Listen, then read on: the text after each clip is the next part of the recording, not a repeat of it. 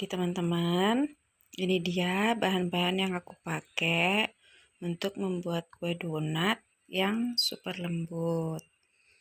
Yaitu air di sini kita pakai 130 ml. Itu langsung aku campur sama susu kental manis yang sasetan ya teman-teman ya. Susu kental manis yang sasetan 1 saset aja dicampur dengan air hangat 130 ml.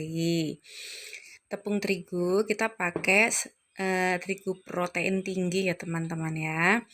Tepung terigu di sini 250 gram. Gula pasirnya aku pakai takaran sendok 3 sendok makan. Mentega 2 sendok makan. Ragi instan aku pakai merek Vermipan. Telur, ini telurnya sudah aku pisahin ya, jadi kita pakai yang kuningnya aja, 1 butir telur. Oke, itu dia bahan-bahannya.